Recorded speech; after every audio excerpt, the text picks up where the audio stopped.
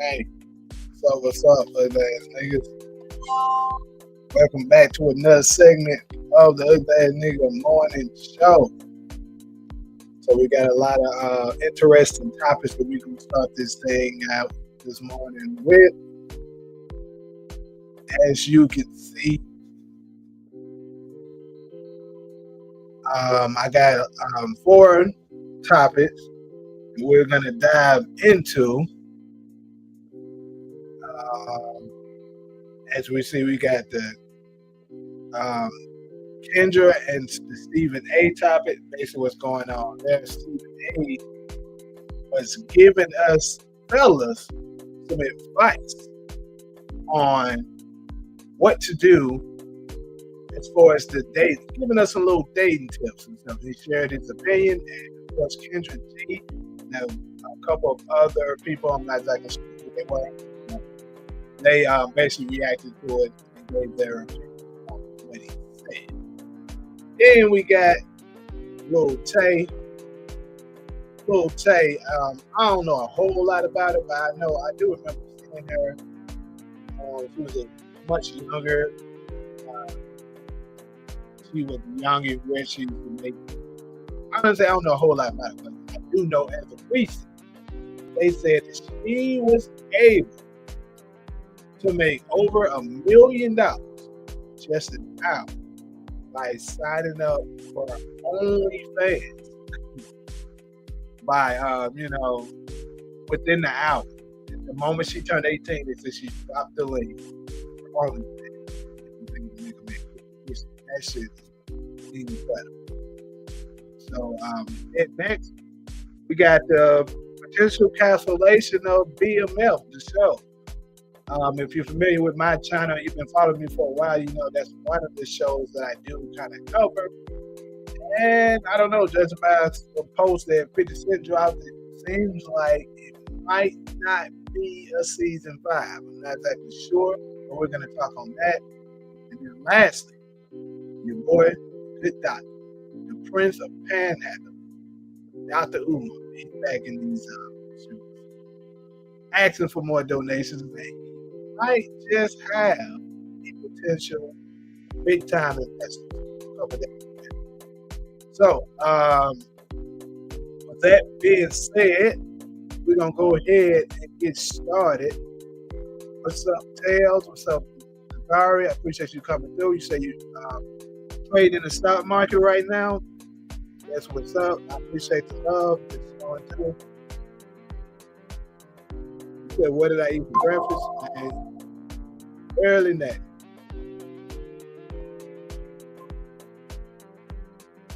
I just had me, got up, got me some grapes, some water, and oatmeal. That's pretty much it.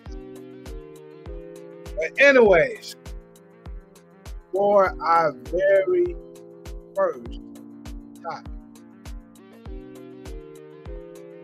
as I said, first topic, as you can see, we're going to be touching on Stephen A. So I have the video reactions, and then they're also going to share what Stephen A. had.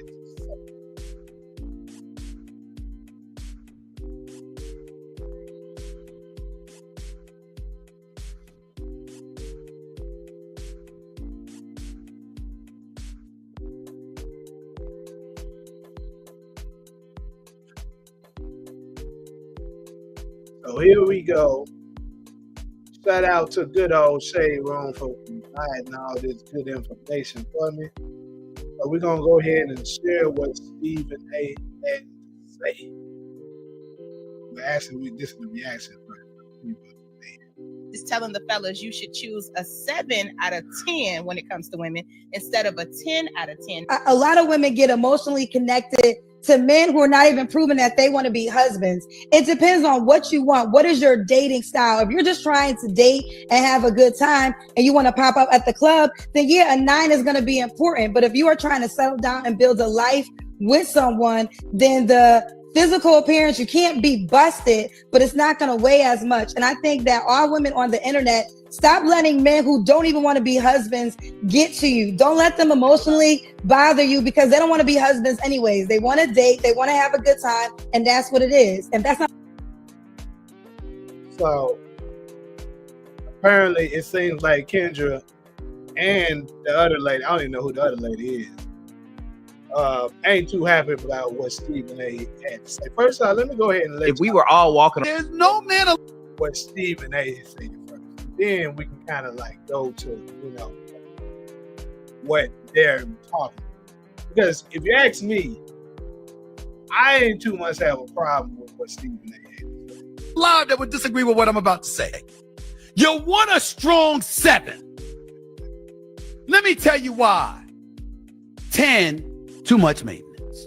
Too much, because she knows she fine. And you're expendable. Real quick, I definitely agree with that. When you're dealing with a 10, they ain't lying. Too much damn maintenance. If you've been following my channel for a while, you know the biggest show that I cover is the show Power.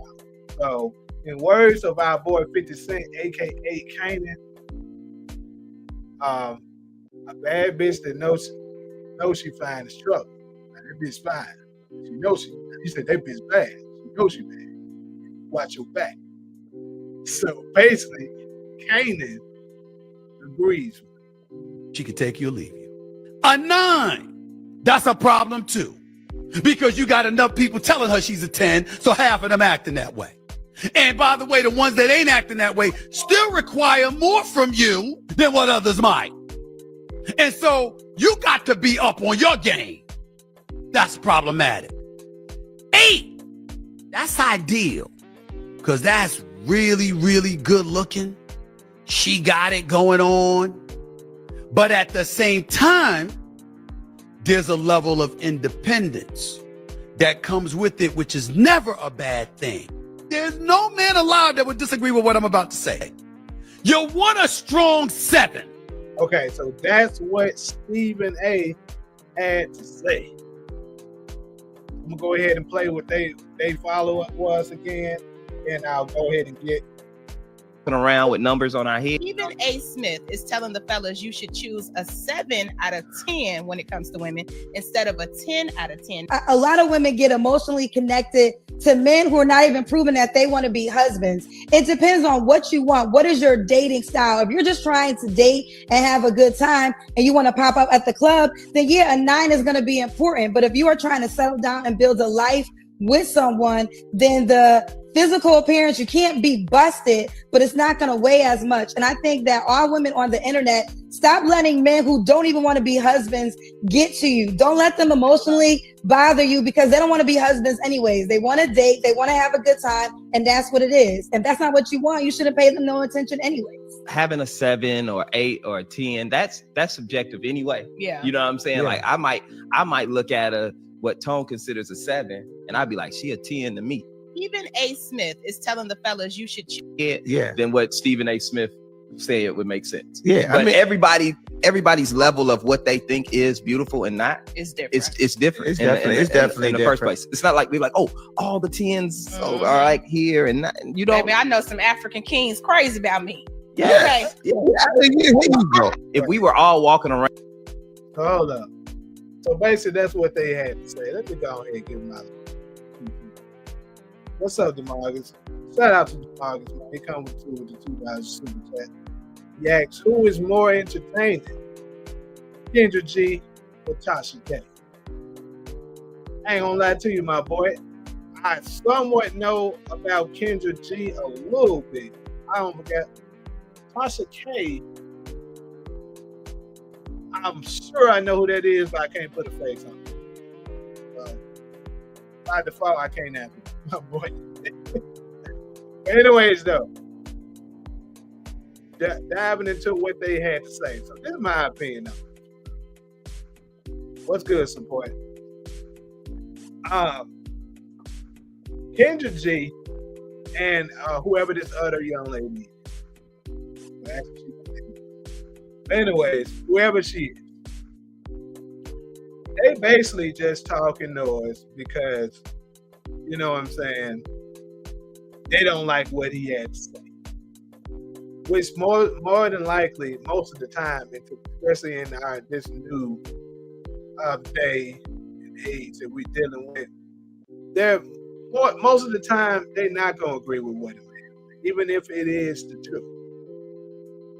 Especially if it's not directly lining up to what, you know what I'm saying, what a woman's ideal thought process is. That's just the time to bring it. And then, unfortunately, like, I don't know who this dude is either. I'm pretty sure I'm not too hip and I don't be finding a whole bunch of people and stuff like that, because I really don't care about, you know what I'm saying, what a lot of these folks, celebrities and stuff, lives be. Like, this new segment that I'm doing is no reason why I'm paying attention to it now. But one thing I do know is that a lot of these guys do a lot of paneling. They love to cater to what women think. Like, this dude, this probably not his real life, to be honest with you. But he's on a panel, he's on a podcast with people. If he was to share what he actually thinks, they would attack him. That's the truth. Because, like I said, I don't really see nothing much wrong with what Stephen A is saying. Because when you're dating the top tier women, more than likely, I would say at a 98% rate, they're gonna be very high maintenance. He's telling the truth. If they call themselves a quote unquote bad bee, they're gonna be high maintenance because they think they deserve the world. They think they deserve this, that. And to be honest with you, most of the relationship is gonna be transactional. Most of them is not there with you because they genuinely care about you. They're there because you can provide a certain status to them. You can provide a lifestyle. If you can't provide that, then your relationship is dead.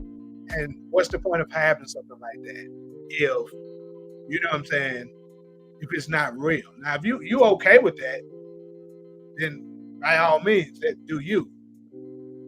But, and it's the same with the 9, like you said. There's too many dudes that lies to other women telling them they're a 10 when they're not a 10. So that's another issue. 1 second. Yeah.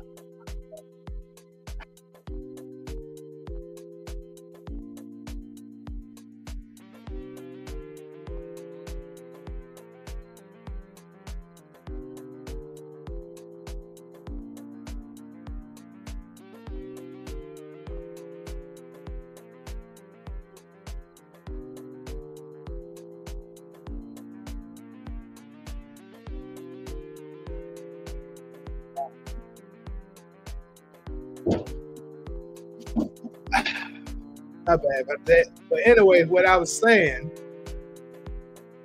is basically it's too many dudes that tells girls that aren't 10s that they are 10. So that also messes up. So if they're good looking enough to be close to a 10, they're gonna think they deserve the same treatment as a 10. So that's basically what Stephen A is saying. But if you get you a 7/8 range, they're good looking enough, pleasant to look at, but it doesn't come with all the extraness that the top tier as far as looks women is going to bring to the table. That's pretty much what he's saying. But I get what this dude right here is saying, basically, that he's saying that, you know, what's an 8 to them, maybe a 10 to somebody else. But hey, let's be real. The top tier, good looking women, whether you think she's an 8 or think she's a 9, we're all, for the most part, at a 90-some% rate, we're going to all think, okay, yeah, more than likely she's fat. Like, give you some, like Halle Berry in her heyday, Beyonce, Rihanna, all of them are top tier as far as looks women. Nia Long, women that are universally known as beautiful, gorgeous, pretty, or whatever we want. So whether, you know, you think she's a 9, 8, 10, the point is, you know, they're very good looking. Like I said, I believe he just made a point to pander to these women because he's being attacked.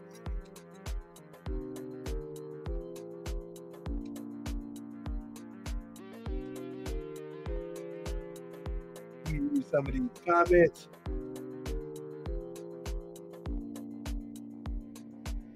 You said rating their shows just like rating one.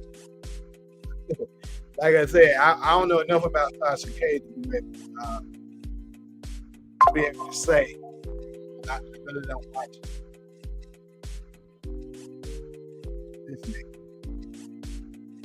Sasha K is a journalist that a lot of stuff. She's trying to play anyway. I gotta take a look at her to see exactly what she is. What's good, Power Family? Hope y'all have a best day. Same here. What's up, Buggy? Salute to you.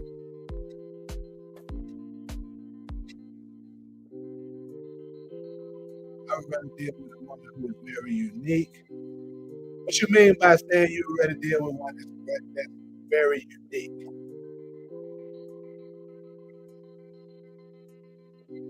Okay, D, so you say even those beautiful women are cheated on? I mean, yeah, of course. Nigga gonna cheat. That's just what it is. Let's say it is. I think what Stephen A is alluding to is that, to be honest with you, the ones that you consider 9 and 10 are much more likely to be cheated on. It may sound crazy to women, but I'm telling you why. The reason why is because, like you said, they're high maintenance. They're always wanting something. They're very entitled. They feel like they deserve something. That stuff is starting to be stressful. It's not kicking. Like, yeah, I'm not going to give up that. Thing. Beauty is in the eyes of the beholder for sure. So, for my fellas that's in the chat right now, do y'all agree with what Stephen A is saying, or do you disagree? Because according to what he said, there's no fellas that's going to disagree with him. That's what he said. For the most part, I do agree with him, but I'd love to get y'all opinion on it.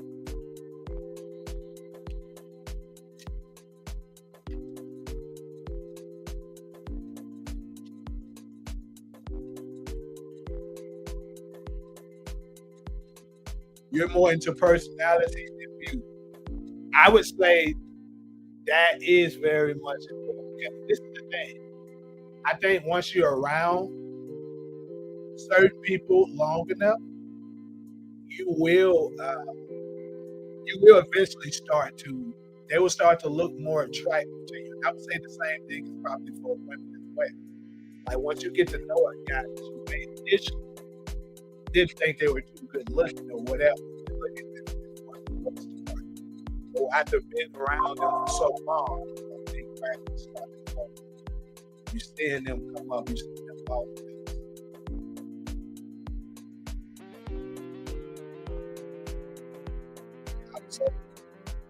Most attractive guy in the world to you.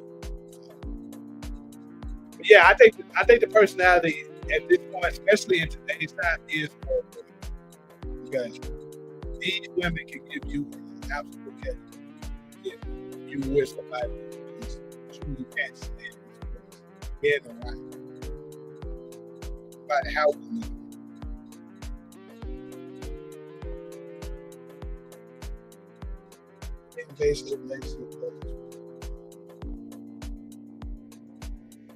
Yeah, for the most part, I would say they do, because that's what's going to initially attract you to them. Like the first thing for a dude, I mean, you see him, she's not down when opposed to somebody who might not be too much looker. You're not going to be too quick to find out what her personality is. So yeah, of course, the looks is going to get you too quick. That's for sure.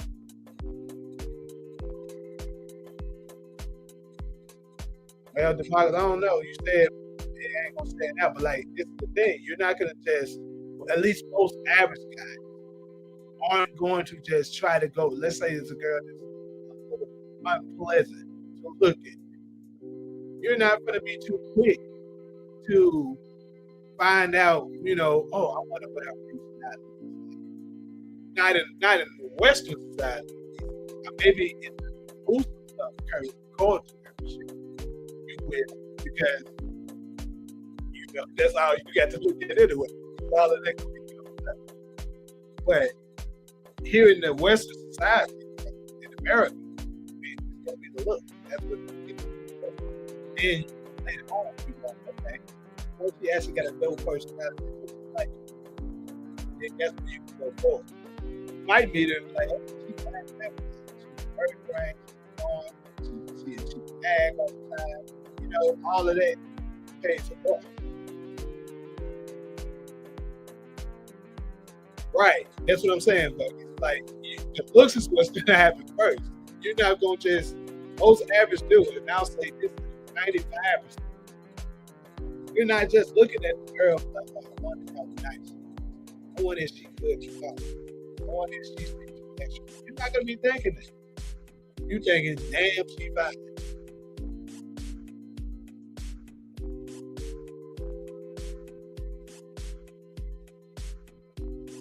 Thank the passport, bro. Facts, bro. That's a fact. They ain't going out there. Head on Brazil, head on Asia, head on Ethiopia. Find me a nice person. Ooh, look at her. She look like she might teach me. I feel like, talking to her. Ain't nobody saying that. They're like, man, she fine and most likely she's from this one, and they gonna give me a headache. That's what I'm saying.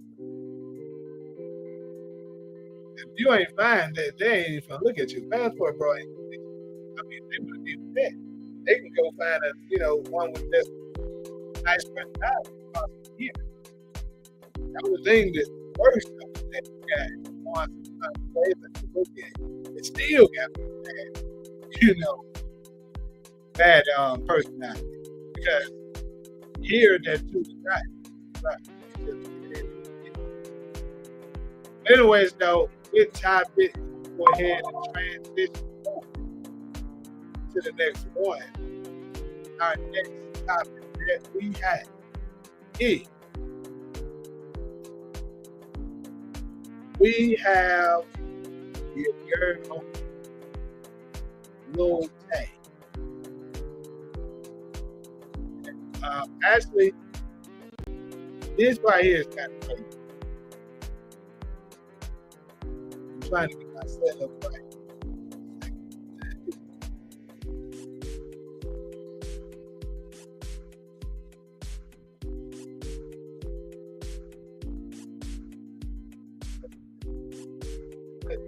Anyway, Lil Tay. So basically, Lil Tay has been making headlines because of some craziness. Like I said, I don't know a whole lot about her. I do remember her popping up, maybe on IG or something like that. Like I said, I don't pay close attention to a lot of these celebrities' lives and stuff like that. Honestly, I don't even remember what exactly got her popping. Like if somebody in the chat want to go ahead and enlighten me on what it is that made her pop like out like that. But I do remember her holding a bunch of money and stuff like that, talking about where she. This was like what? 5 years ago. Anyways, basically, she's been making headlines because she basically decided to quit school, said forget everything. I'm about to become my own business. And who am I to judge it? But hey, those come with a lot of consequences. You might regret later.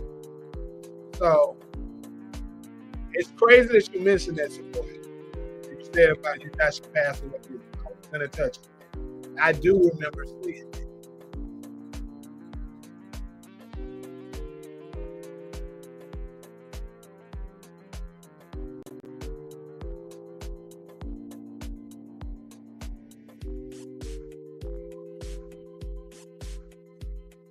Anyways, I just read some comments. I'm not about to address it right now. Anyway, so support. I also heard that she passed away.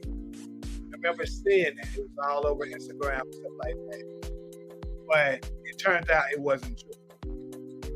It just was things that, yeah, it could have been a major publicity study because, you know, she was starting to fade away. Wasn't nobody really paying attention. And then what's the better way to get yourself back relevant than to say, oh, this individual passed away? And then it's in the news and stuff like that. Justifying that, you know, this is fake news. She's still alive. Then she pops out with this. So, like I said, recently she started an OnlyFans and she dropped the link on her 18th birthday. And apparently, they said she allegedly made over $1 million. And that is ridiculous.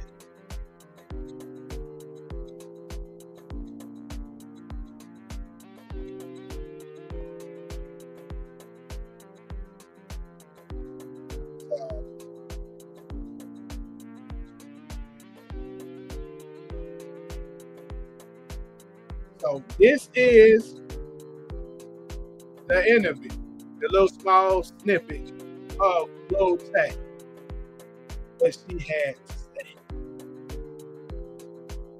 Still working a 9 to 5, you are a failure. Like, by then you should have already made your bag. And ladies, every single one of you should drop the link like me. Like, just literally just make your bag. Who gives a f what anybody thinks? Screw your family. My family kicked me out. I got disowned. They don't talk to me anymore. They don't f me.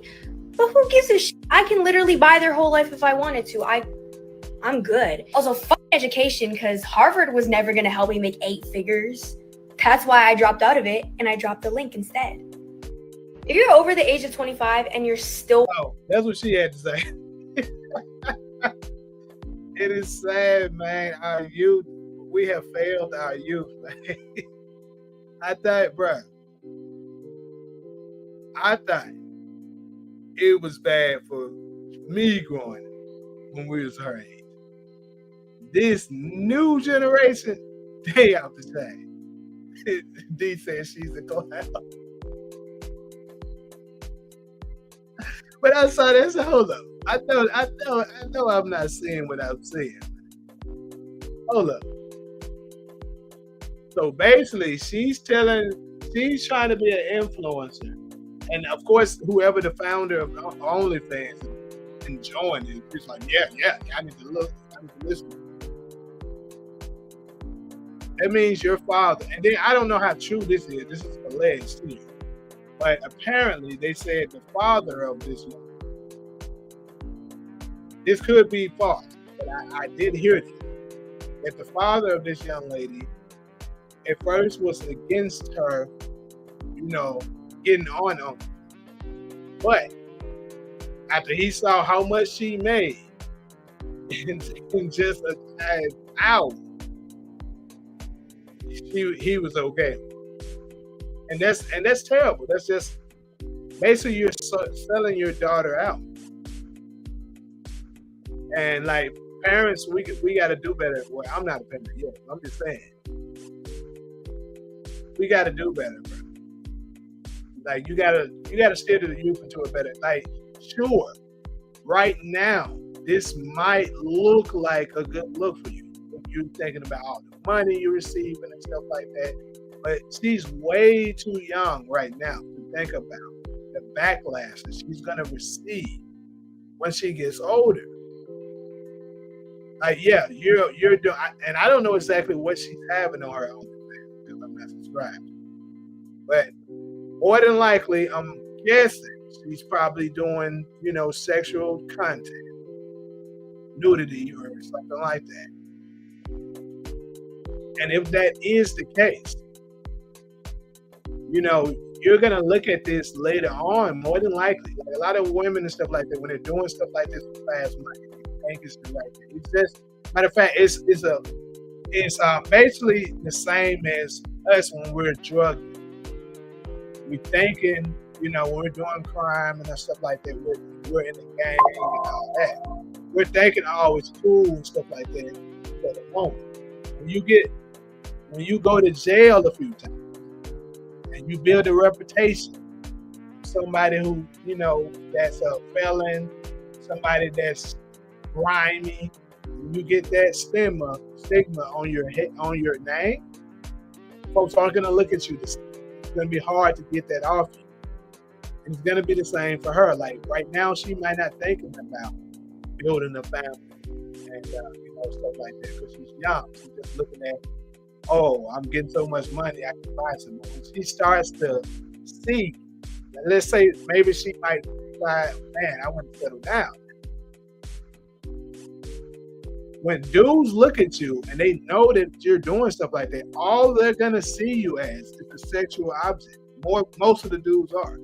Like most of the dudes ain't like DeMarcus. They ain't gonna be trying to figure out what your personality is. Dudes are sharks. Niggas do that care. We're gonna be like, oh look, oh yeah, this bro, they gonna be like, this a little beef on OnlyFans. Oh look, we'll try to hit. Everybody gonna be looking at you because they're gonna be trying to hit. They're gonna be trying to do to you what they seen other niggas doing to you on OnlyFans. They're not gonna be trying to get to know you. They don't care. And more than likely, I would say it's crazy though, in today's time, 304s are getting wiped up more than they did back in the day. But I still would say it's not ideal. It's still not something that's very common. So basically, this young lady is probably gonna regret this maybe in 10 years. And she's okay with it now because she's only 18. If not 10 years, give her 15. I know that's a great amount of years. But she's very young. She's making money and stuff like that. But once she sees it for what it really is later on, she might not think it. And the father that's allowing this, if this is true, if the father truly is like, accepting this, shame on you. You just as bad as the parents that they gave their daughters to R. Kelly. You're just as bad. Let me read some of these comments.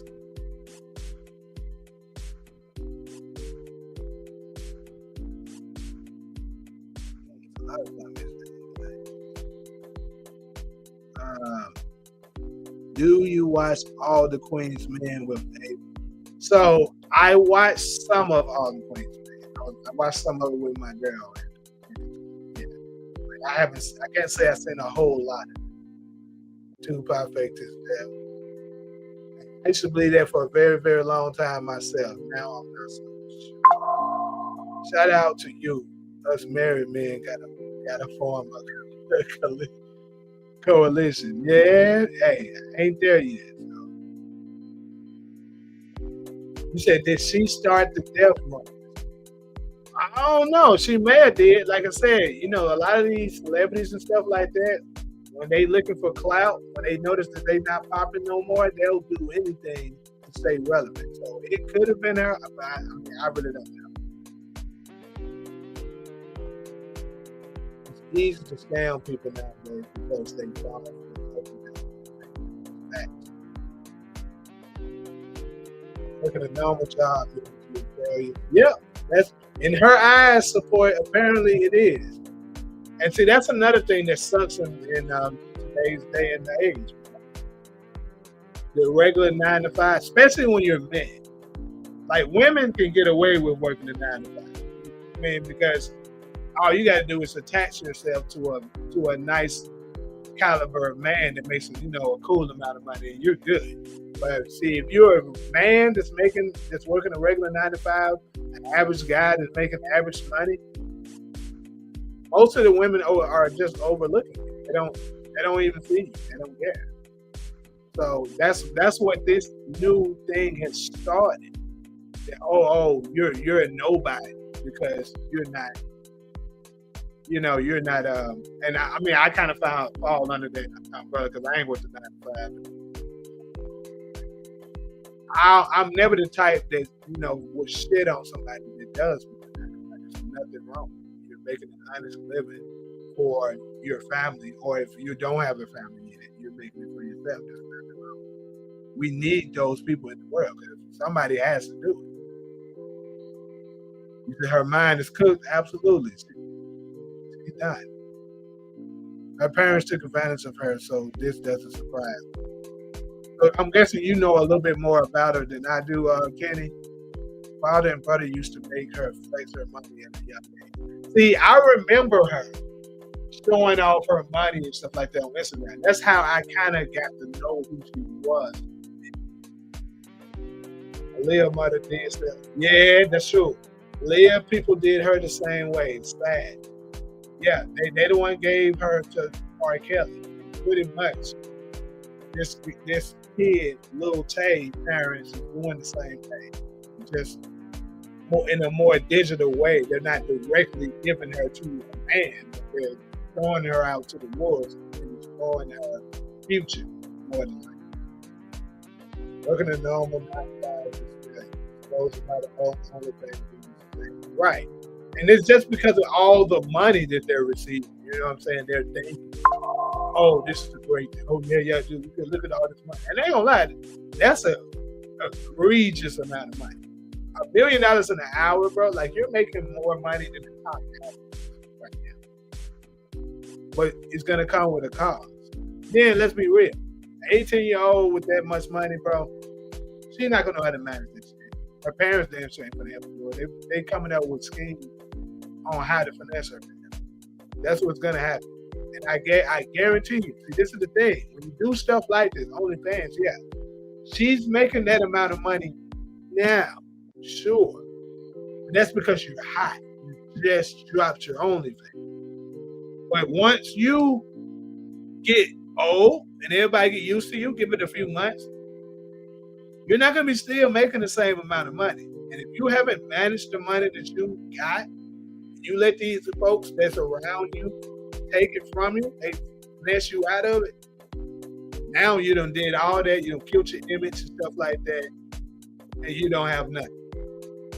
So she got to be real careful. I hope, with her doing this, I really hope she's smart. She said her family disowned her, but you best believe when they find out the amount of money that she's making, they're going to try to come back. This should be going on. Yeah, I just mentioned it with the R. Kelly situation. Yeah. All it is a more digital way of doing it. Asian beauty is freezing. Now this new generation's calling 30 Right. That's the thing, D. Because this is the thing. When I was 18 and stuff like that, you know what I'm saying? My uncle was in his 40s. Like 40s, 50s. That's what an aunt and my uncle and an auntie was. And we didn't even use those terminology, but we wasn't thinking that somebody's 30. No. Now this newer generation, if you're 30, you are. That's crazy. So that's no out to Lil Tay. You only got 10 years before you are aunt. So you better get it out now. Make sure you invest and manage that money right. All right, I got to go ahead and get to the next topic. But so for our next topic, we got BML people. That's right. And before some of y'all, such as DeMarcus, get on here and say I'm hating, ain't nobody hating. Ain't nobody hating. I'm just reporting the news, and I'm just showing y'all what 50 Cent himself said. He's the one posted this on his Instagram. Yeah, what you said, support. R.I.P. BML, because it's looking like it's the end of the road for BML. They help out of here. Because apparently, now, I'm gonna go ahead and put this out here. As we know, like I'm not 100% saying that it got canceled. I'm not saying it. But what I am saying is basically, according to what Filth has put out there, it's looking like it might be the end of the road for BMF.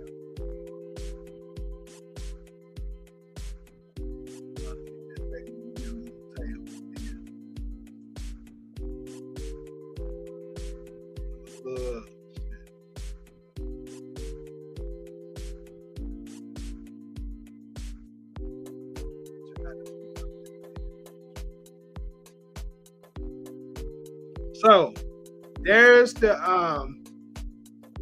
pretty much that is the link. That's the post where I seen, you know what I'm saying, them saying, he said stars reportedly lost. Man, that is crazy. They lost that much too. Stars reportedly lost $42.5 million and 410,000 U.S.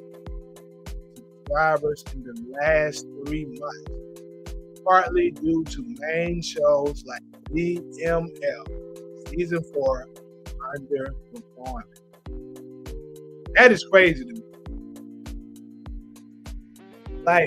Like I said, and I think the reason why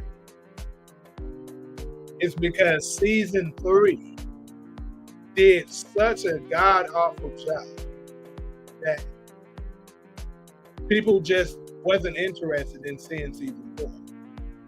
Because, like, it's crazy. If you've been watching BMF since the beginning, then you know that Seasons 1 and 2 was far better than 3 and 4. Now, 4 was definitely a step up from, you know what I'm saying? It was definitely a step up from season 3, but it still didn't meet the expectation as what we were getting in seasons 1 and 2. I'm gonna tell you where they failed.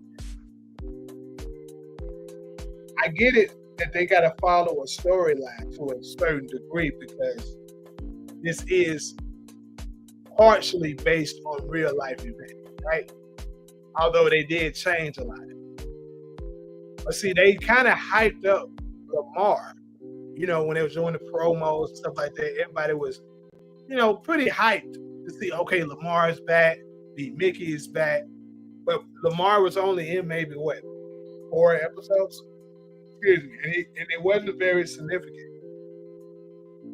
And then I'm going to tell you another thing that is causing, that caused BMF to suffer something. Never throughout my years of covering TV, working in the industry myself, have I seen, and this is crazy, this is no shade, I'm not trying to hate on them.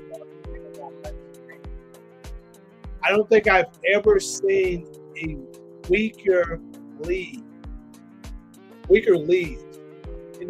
a TV show, big time TV show, that I can think of that I've watched. I don't think I've seen weaker leads. What I mean by that is that they're not too great of actors. They can't carry the show on their own. You know what I'm saying? Because Meech is terrible. He's not a good actor. Like I will give it to him that I think he was getting better, but it's like when it comes to emotional things, he's terrible at it. He's not good at stunts, bro. You can tell he's not gangster because he's not getting some scenes either. Like it's too many countless scenes that I can think of. Like, okay, you know what I'm saying? So, and then Da Vinci's not a bad actor, but in my opinion, he's not strong enough to carry the show on his own. He's gonna need somebody else there with All American. He was great at all. I never noticed anything with him. I feel like he fit in. He fit right in with All American. But at the same time, he wasn't the lead of All American. You know, Daniel Ezra was the lead, and he did. You know what I'm saying? And I'm not saying he's the problem, not at all. Like I said, Da Vinci is a good actor. I don't think he's top tier, but he is good at it. I think if they could have surrounded him with someone else that was, just as good or better, then, he would be silent. And to me, the best scene that Da Vinci delivered throughout this BMF series, as far as I can think of, is on the last episode that we just seen. He was talking to me about him leaving him, like picking the plug over him. For me, that was his best scene that he delivered. But yeah, we got good actors in BMF, but like I said, they weren't the lead. Like Steve Harris, obviously Lamar was good. B. Nicky was good. The lady plays Lucille. Of course, Russell Horns plays Charles. But like I said, they're not the lead. Like, it's BMF. When you think BMF, you're thinking Big Meech and Terry. But they're not the main focal points, because like when you watch the show, you're not even thinking about it. Like I'm gonna look at some of these comments and y'all can let me know. But definitely, I know when I watch BMF, bro, I'm not watching the show thinking about, oh man, let me see what Meech doing tonight. Let me see what Terry doing. I'm thinking, oh, let me catch up with Lamar. You know what I'm saying? Oh, I'm trying to see what Raw Dog Charles got going. You know what I'm saying? What Lou Steele got going. That's what you're thinking. Like, even the little sister Nicole storyline was a little bit probably more interesting. And that's crazy. But the show's supposed to be about Meech and Terry. So I think it's a mixture of bad writing, bad acting, and it basically killed the show. Like I said, the writing in seasons 1 and 2 was, and I'm not exactly sure, but I believe I heard that they switched writers starting season 3. You can absolutely tell.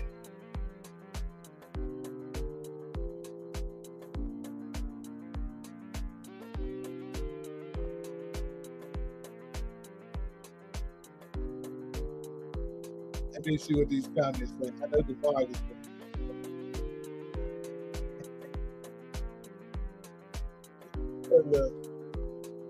normally after a show / movie comes a documentary, so it's not surprising.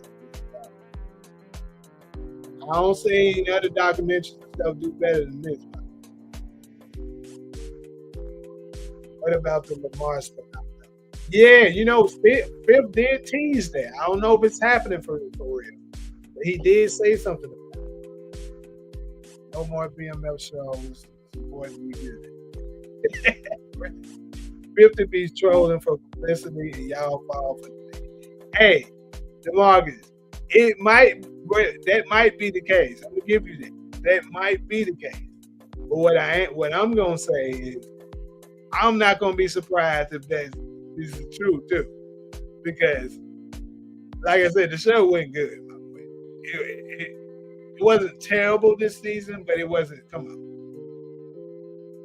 It was never a time I was like, oh, I gotta, make sure. Like when Power is coming out, bro, and that thing coming out in LA time, we get it at 9:00.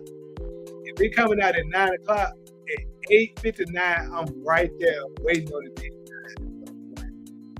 I've never felt that way for BMF. Just being honest, it was never a time I was thinking that for BMF. So, you're just gonna have to call a spade, man. It's just not what you said is. He ain't, the show ain't what you said. Seeing DeMarcus out. This nigga was what? DeMarcus was in 2 minutes of the show. Stop. Everybody was sitting on BMF. It was dummies like us still watching. Hey, I did it because I needed a show to do some content on, kind of. You see, I wasn't doing individual videos on it now because I wasn't that invested. Well, Buckets, we don't know for sure if they're canceled. All of this is alleged. Like, we're just going by what 50 Cent posted on his Instagram. that it looks like it's a possibility it could be canceled. People who are shitting on BMF will definitely watch season 5. I agree with that, DeMarcus. Hey, all I'm saying is, if that is true that they lost that much money, I don't know. Stars might pull the plug. Hoop in the show is more like B Mix, real B Mickey. He's shown more loyalty, never snitched like B Mix. Then Brian Mickey did. Yeah, I don't like the person who plays Hoops though. To me, he's not a good actor. Me personally, but yeah, his character, absolutely. See, now DeMarcus, if that happened, I think it might be some salvation for the show. Because the guy who plays the older is a good actor. I'll vouch for him. He can act.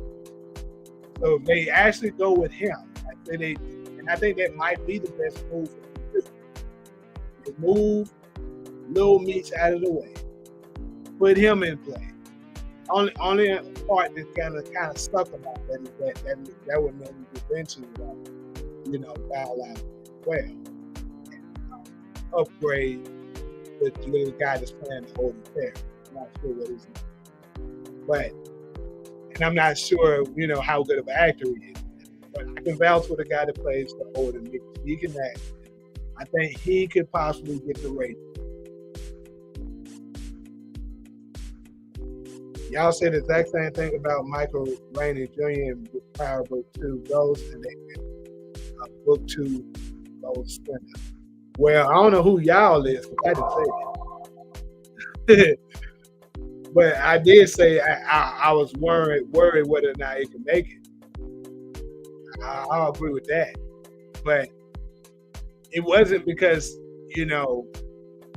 Michael Rainey was a bad actor, though. That wasn't the case.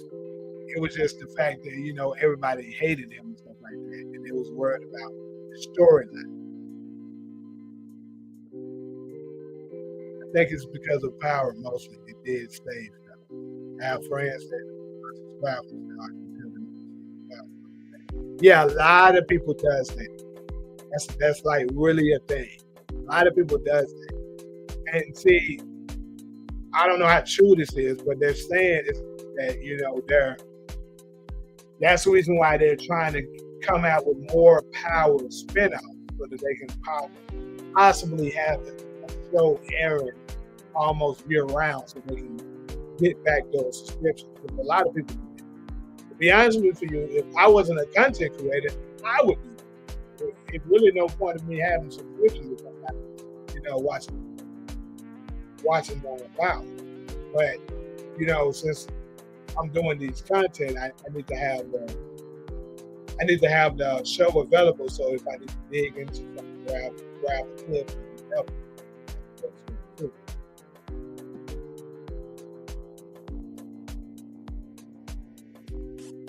Tariq was a side character in Book 2 Ghost. Well, Tariq was a side character later on, but when Courtney was over it in seasons 1 and 2, he was the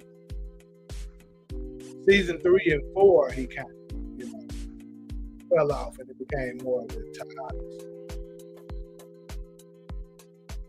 I agree. They got to stop switching writers. It's not good. Okay, got another super chat. Appreciate that, DeMarcus. Said, would y'all have bad acting in the Black exploitation movies with good writing or modern day shows? Bad writing and great acting.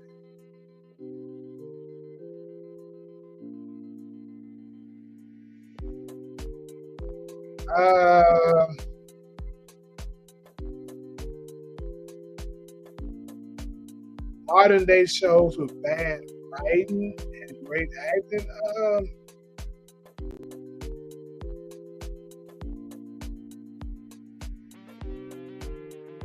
I honestly, I think I would rather have good writing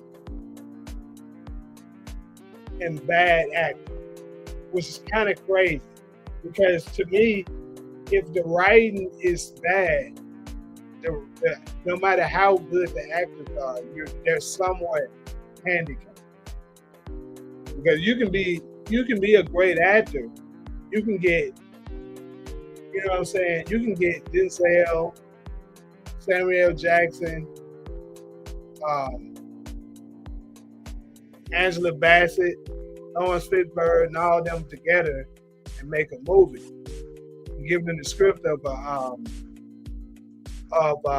let's see, something. You can get them a script of something terrible, like it's just simple, plain, and just don't really make sense and stuff like that, and try. It's only so much they can do. But if you give good writing to bad actors, the people are still can be engaged enough because of the storyline. So I think I'll take the good writing with the bad actors. I mean, ideally, of course, and then here's the thing: if you got good writing, if you got a good director, eventually, if they have any skin in acting, like if they have any kind of acting's not for everything. Because some people, no matter what they do, they act. If you at least decent at it, eventually you'll get better. You know what I'm saying? As you go, the more you be on set, and do the things, the better you'll get. So, eventually the acting can match the writing. Eventually, if the writing's bad, the actors can't move. I'm speaking from experience with that. I don't had a couple times where I stepped on the set and stuff like that, and you read the script and it's just terrible. And you just damage it. Because for one thing, you're not gonna be able to get into it the way you want to because it's so bad. It's terrible. That's why most actors, if they read something, they'll read something first before they sign off on it. You could be offering them a good amount of money, but they're like, nah, man, fix the script. It's not good.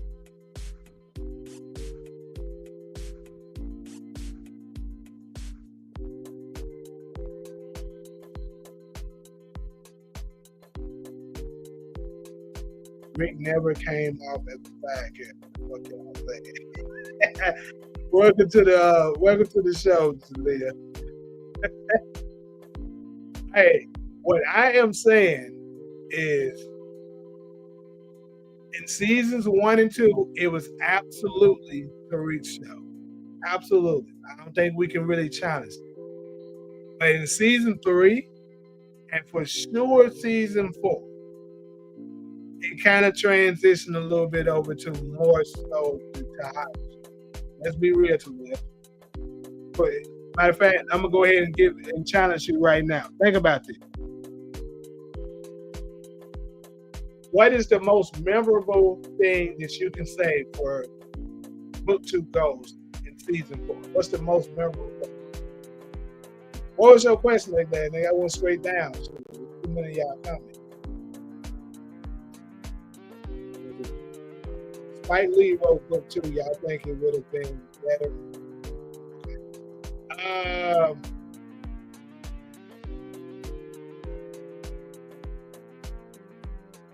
Better. I can see no way I'll see him butchering the last season the way he did. Yeah, it'd probably be better. I'll give Spike some props. But yeah, back to what I was saying to them. Think about this. Season 4 of Book 2, what was the most memorable parts? John Carter, the shit he was doing. Monet died. Kane's scene when Monet died. Zion. You don't even remember nothing super memorable. What's the memorable Tariq scene from season 4 of Book 2? Give it to me.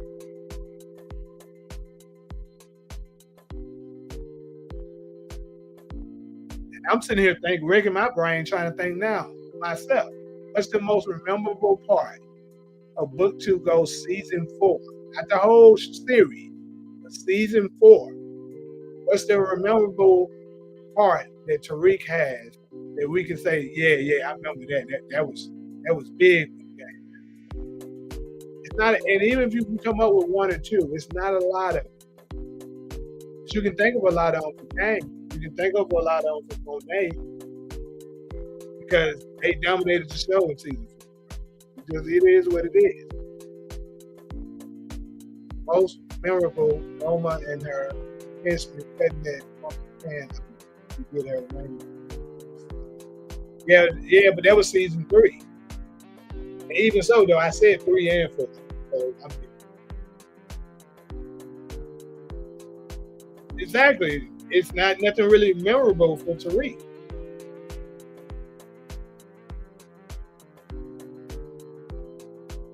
Yeah, Talia, that we get to that season 3, but don't try to duck. Answer the question. What was something that's significant that Tariq St. Patrick did in season 4 that we remember him? You really can't. You really can't think of anything. For me, it was a dream hallucination thing. I'll give that to you. That's probably the biggest one. And it still doesn't overshadow, you know what I'm saying, what the Tejadas did. Let's be honest. The Tejadas was the face of Power Book 2 in season 4. You was kind of looking forward to, because this is the thing. Each time we was like, ooh, because like them trailers, like the episode trailer, mini trailers that they were releasing, you was like, oh, okay. You was worried, you was thinking that, you know, it might be this. And then it turned out to be something else.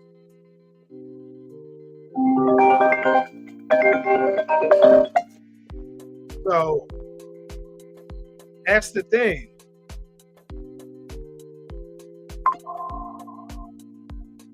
You like for instance, that hallucination thing that she was thinking, that you just mentioned. Initially, we was thinking a couple of folks thought maybe ghosts might show up in that part, or you know, there was alluding to a lot of different things that obviously didn't end up happening. The same thing when we seen the mini trailer for episode 6, when you know the episode Zion, because the apartment looked similar to Bree's apartment. And then once we actually got it, you know, it wasn't what we thought it was. So each time, like he had an opportunity to go there, it kind of flopped.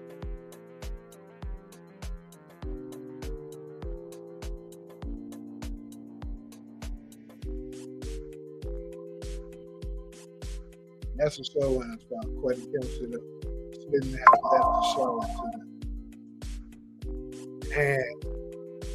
into the hands of Brett Mahone. Yeah, it looks like it. All the supporting characters carried the show back. If she stayed as showrunner, Tariq would have gotten it. I agree. Tariq would have gotten what we were expecting from a show if he did. What a shootout scene where Noma's people in episode 1.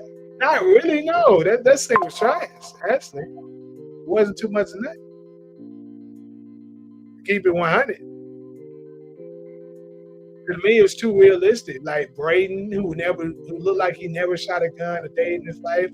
You haven't seen this man shoot anybody throughout the entirety of Power. But he all of a sudden, he's Tariq's right-hand man, taking down experienced soldiers. That was very unrealistic. Come on. No. The most memorable part of episode 1, for me,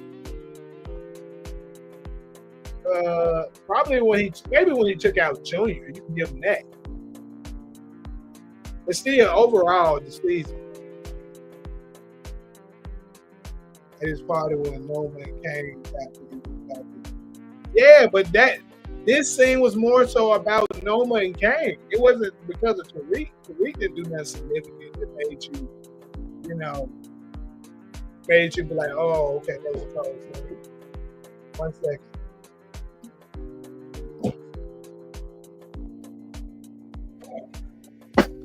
I'll be right back.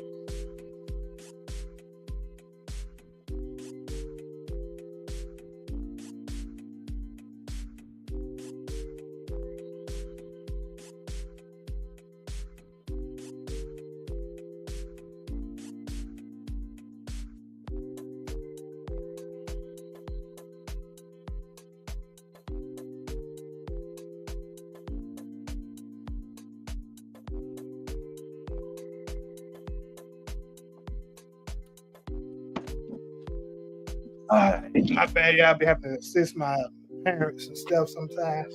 Yeah. So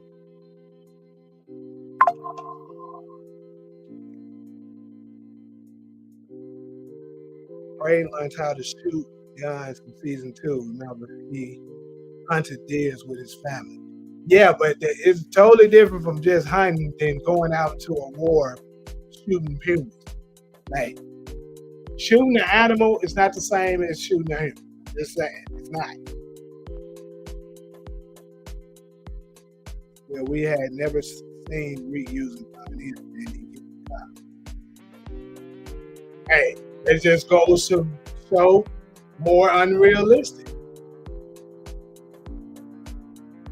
See, no, it wasn't. It was about Reed playing Anya and Norman. Stop it. What you mean, stop it? It was mostly about Anya and I mean, not Anya, Noma and Kay. But anyways, though, I got to move on to the next topic. We've been on this one. So, the final topic, we got to go ahead and cover your boy, the Prince of Panhandle. That's right. Oh, my bad. That's for tonight. My bad. That wasn't it. But anyways, the Prince of Panhandling is back on these streets. And of course, he wants more donations. And as I told y'all last time, he is basically his school is about to go up for auction. And let's be real, he's trying to finesse his people to believe that it's because they froze his accounts so that, you know, he don't have the money to be able to pay the people because his accounts. But you have to be an absolute idiot to even believe it, because they're not gonna just foreclose on your building because you missed one payment. Like, they do that when you're way behind. That means you haven't paid those property taxes in a while. And that means you haven't been using the money that you've been receiving to basically get to take care of what you're supposed to be taking care of, paying out the taxes, keeping water bills, like all this stuff that, you know, supposed to be taken care of. He's been using it for whatever he's been using it for. So basically, we know it's been a lot of mishandling of those funds for the FDMG Academy. So as you see, I was saying a new investor for him. There is this guy that I know. I follow him on YouTube. His name is Marquette Devon. I think his last name is Burton, something like that. But anyways, basically he's giving Dr. Umar an offer to basically assist him with taking care of the past due bills that he had. In return, he give him ownership to one of the buildings to be able to oversee it, and you know, help basically get the school moving. The problem is this guy and Umar doesn't get along very well, because this guy goes at Umar for, you know, panhandling mishandling and finessing people out of big money. So this, I want to share what the guy basically had to say and get y'all opinions on it, and I'll share mine, of course, on whether or not this is a good deal and a good move for Umar going forward, because it's not looking good for him. I mean, at this rate, the very people that you dislike, the white power structure that he's trying to preach against, he's going to get control of that school. So one of them is going to be the ones that buy it in the auction, more than likely. And they're not going to have the school for the purposes that you initially had for.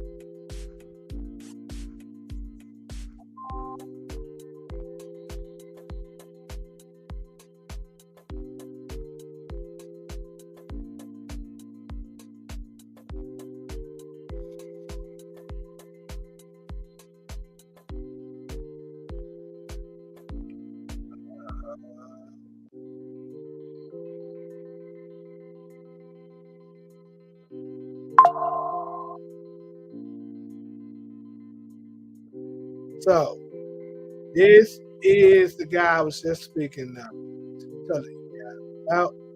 This, I'm gonna play a quick amount of some of the things he had to say and offer for.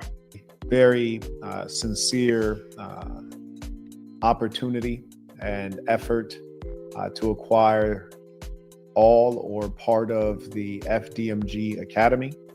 And this is something that I encourage you all to share with Dr. Umar, and I'll tell you why. My understanding right now, and I'll reference a video that gives some of the numbers, but my understanding right now is that Dr. Umar's school that he has raised millions for and perhaps allocated, actually spent maybe 1.5 million on, that it is in risk of being taken away essentially by the state, the government that is, and auctioned, which means that all of that money donated will have been, thrown to waste. My sincere offer, and it's very clear that I can make this offer in sincerity and convert on it. My understanding is that Dr. Umar owes approximately $38,000 US dollars between utilities, back taxes, things like this. And in paying that bill, which is a manageable bill, he would be able to retain this real estate property, the land and the school buildings. So my offer is to, pending, of course, an inspection, and this can all be private between Dr. Umar and I, the inspection, the results of the inspection, the state of the actual buildings, all these things. Because I do acquire distressed assets. This is clearly a distressed asset, and I think that we can do something that'll both benefit potentially students that could learn there at the FDMG Academy. It'll certainly benefit the donors who want their dollars honored and not wasted. It will make sure that Dr. Umar is able to continue on the journey that he's on. And of course, there'll be something in it for me. As I said, it's a distressed asset. So essentially what would happen is this. My sincere offer is I will write the check for, $40,000 or so, however many dollars it is. I'll write the check for $40,000 if you would allow me to just obviously tour the properties, and if they meet at least a reasonable condition upon visual inspection, then I'll send a proper inspector through to see what the true challenges are of the buildings. What is the actual quality of the HVAC, the electrical wiring, and all the things that are needed to get the buildings functional. And pending the inspector coming back to me with a report that doesn't have anything too egregious, meaning too costly, such that the actual value of the buildings would be less than $40,000, which I don't foresee being the case, I would then basically, in my understanding is he has a number of buildings, maybe in elementary, middle, and high school, is that I would basically do the following. Whichever building is appraises best and is returned by the inspector to have, a reasonable number of repairs needed to make the building functional and useful, I will take ownership of that building. So what I'm saying in short is that I will pay, pending an appraisal and pending a inspection of the property by a certified inspector, I will write the check to remove your utilities and tax burden, tax woes in exchange for control of one of those buildings. The benefit for Dr. Umar is that he gets to retain the other buildings and continue on with whatever he was trying to do. Because right now, my understanding. So basically, I think that's enough of it. Y'all kind of get the gist of what's going on there. So basically, he's giving Dr. Umar a lifeline. He's giving him a lifeline by saying, look, you're about to lose. I understand that we, haven't got along in the past, but let's put that aside. Let's get rid of the ego. I'll write you the check to cover your expenses that you're behind. In return, I'll get ownership of one of the buildings. As long as your buildings is actually not too, expensive to fix to the point that it won't be profitable, I'll take care of that. In return, I'll gain ownership to one of the buildings. You retain, the rest of them. You can continue to do the school exactly the way you want to do it. I'll just have a piece of the pie as well. And that way, for all the people that has donated, I don't know if anybody in the chat has donated to this guy. I'm pretty sure more than likely y'all haven't. But, for those of you guys that has donated to the school, you won't feel like all your hard-earned dollars that you gave him are wasted. He's basically trying to save the school. Now, in my opinion, obviously we don't know the full extent to all of this and stuff like that, but in my opinion, this is a great deal for Umar at this point. Because if you could very well, maybe, he can keep panhandling and the people will still be gullible enough to send him more money. Maybe he'll be able to, cover it. And that way he won't need him. That's basically he can cut out the middleman. But let's be real. You don't have 15 years of doing this progress that you've been trying to do, basically. Like, this process has been taking, I think he said he had to school actually for 6 years. But he's been trying to run the buildings. The buildings he's had for 6 years. I think 15 years he's been trying to accomplish it. So look how long that has been, and you still haven't done it. A lot of people, like some of y'all are saying, think he's never done. So this is an opportunity where he covers this expense, and basically you both, two black men, can come together, put your differences aside, and make the school happen. Because I'm pretty sure a lot of people, including myself, would love to go ahead and see him open the school so people can stop making fun of him like that. Because at this point, nobody believes you. Go ahead and look at this chat. Yeah, if his accounts are frozen, he owes property tax, probably child support too.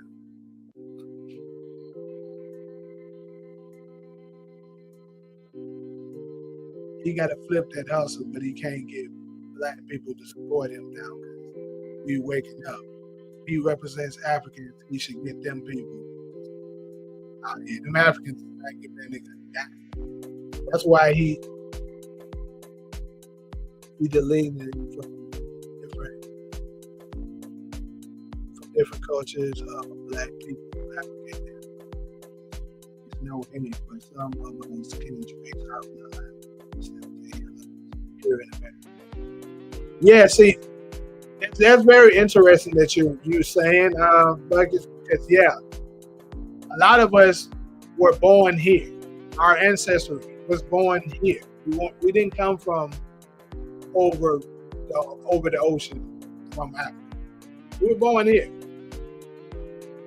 I mean, that's a whole nother different topic that I'm probably going to be touching on my new podcast that I'm going to start very soon.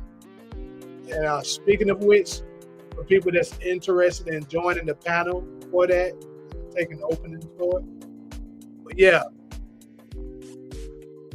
and claimed he was a part of Marcus Garvey's bloodline in the family. I didn't know that happened. If it's early for the kids, as he claimed, he'll take the offer. He should take the offer. There's no school being built. We've been falling for the same position for years. Well, support, he does have a building. That's the thing. He does have a building. He's shown the building several times.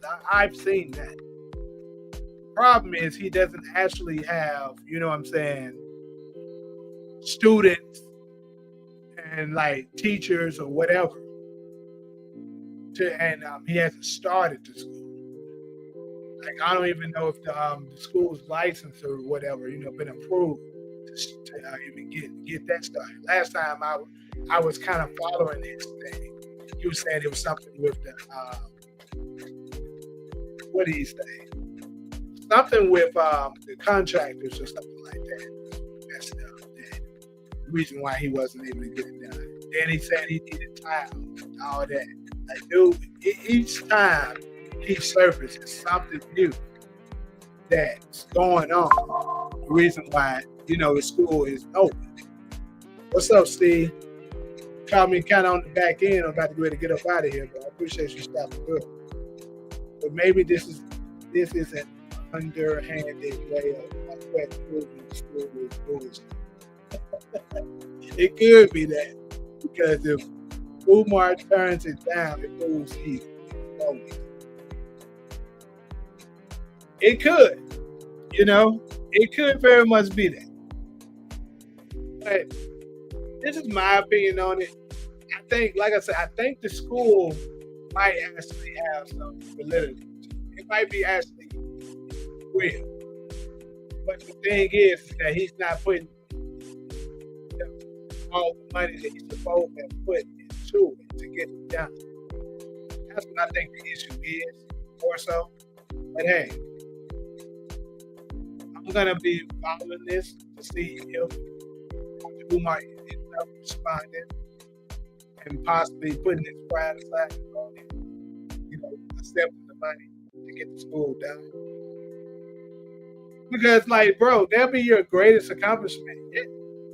You can go ahead and get this done. Because for at least the past 5 years, folks have been making money.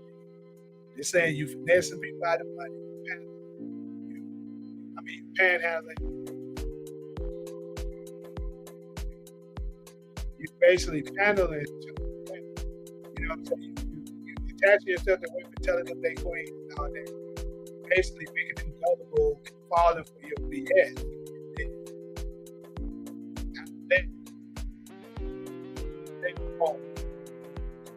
It's always something. And then every time something happens with it, he's blaming it on white supremacy. That's the reason why I'm not able to do this. And I mean, as black people, we know, bro, that racism do exist. But I also think that certain people use that shit to their advantage to try to get over, to try to stay, to actually finesse black people themselves. It's sad. They know that since they know that racism do exist, they use that as a reason to say, oh, look, I'm experiencing racism. This is systematic racism. That's the reason why I'm not able to do this. And then developable people, most of us, are just believing, like, hey, we gotta help him out. But I think he's getting played out. I think people is like, done with this bullshit. They're like, yeah, we ain't following this.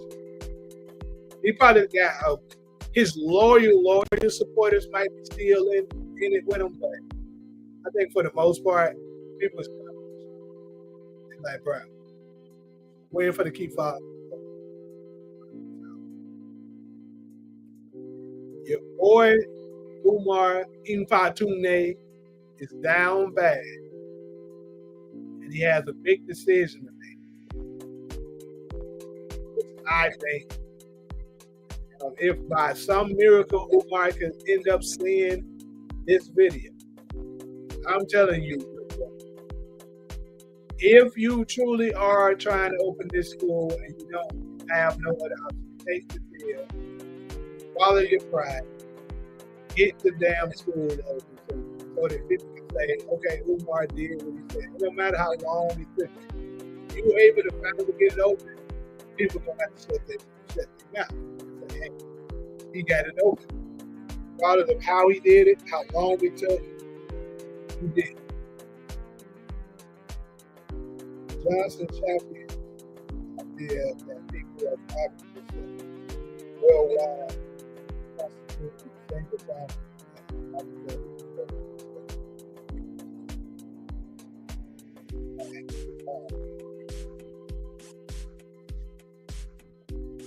Maybe he'll have money for the school if he gets wasted on one.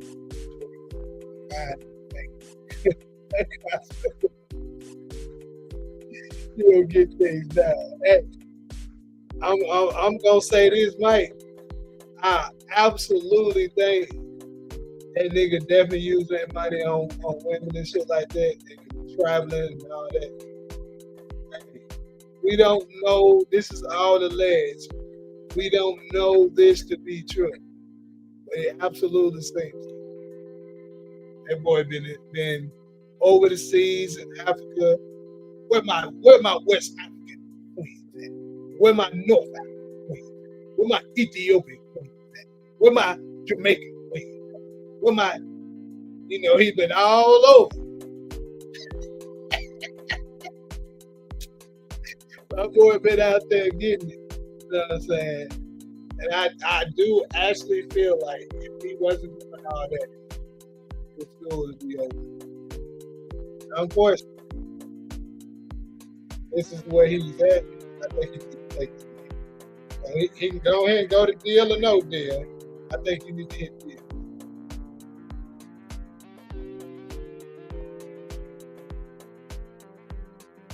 We could have just started. That's what I think that's another major option too. Like, this is 2025, but everybody, as you can see, I'm talking to all of y'all from that are part of the country. You know what I'm saying? We all far, we thousands of miles away. Right now, this could be Umar, right now, teaching his school, digitally. You don't need a physical place to do it. That's another option. Just come up with, get you a nice team together. Now come up with your information. Students can order their books and stuff like that to their school. For the people can be homeschooled, and he can deliver the lesson just like I'm doing right now. That's definitely an option. Why haven't he done that? You can't tell me that's never came across him. You can't tell me that that's never been pitched to him. So that's another thing that you ask me that folks should be side-eyed. Like, bro, what's going on, Umar? But see, this is the thing. Us as Black people, unfortunately, we look at stuff with our emotions so much that we don't pay attention to that. This shit. All they got to do is find a way to tap into our emotions, then deliver a storyline. That's with everything, bro. Politics, sports, now the profession of education.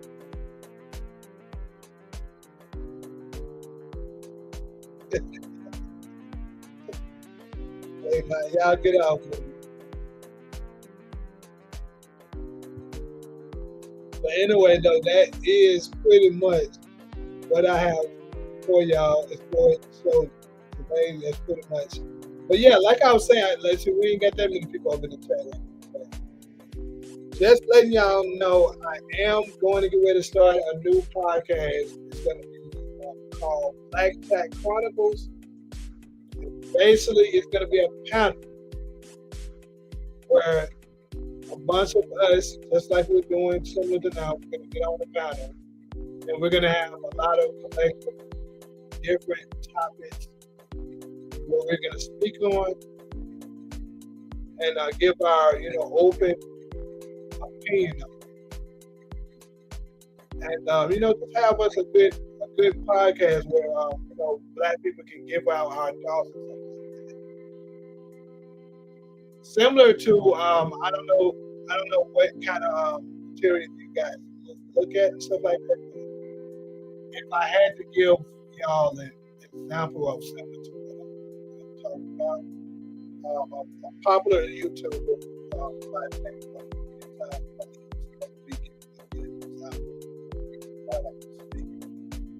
yeah, that's something that's going to be new. It's going to be coming. I exactly came up with the day or the time that we're going to be doing it. When I do it, I'm going to give you a short broadcast.